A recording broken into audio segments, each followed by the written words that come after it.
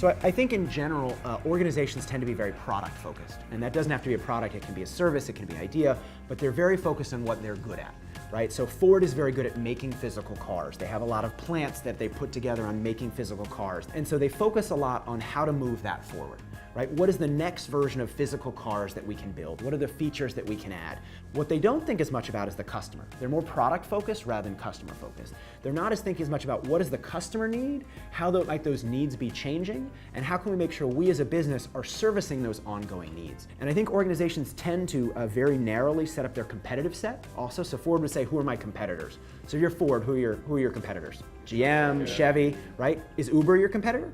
Well, yeah, hold on, it is, right? But you tend to say, well, they're not a car company, right? They're sort of a ride company. Well, that's very much one of your competitors, right? If you're a dry cleaner, you think other dry cleaners are your competitor, but it's also wrinkle-free clothing, right? That's also your competitor. And so I think really good companies don't just say, I'm gonna take the next generation of what I make and come out with the next version of that. They think, what are those consumer needs or customer needs? How do I make sure I'm measuring those effectively? And how do I deliver for them at the end of the day? And I think good companies almost cannibalize themselves, right? They say, okay, I'm not gonna wait until someone else does this. Gillette usually does a very good job of this. They say, we're not gonna wait for someone else to come out with the next version of shave technology. We're gonna steal our own market share. So my favorite example of this is Chobani yogurt. So we think about Greek yogurt, in the United States at least, we think about it as synonymous as Chobani. We think they were the first entrant in the market, that's why they succeeded, they were really successful.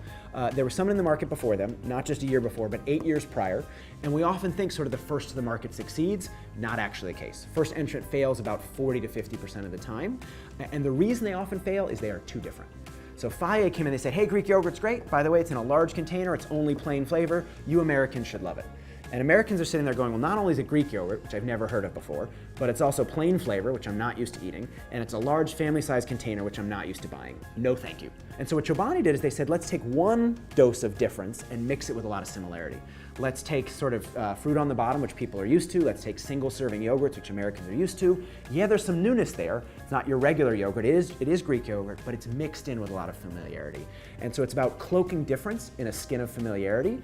And so I talk about this thing, optimal distinct, or sort of similar and different at the same time, right? Too similar, it's not worth changing.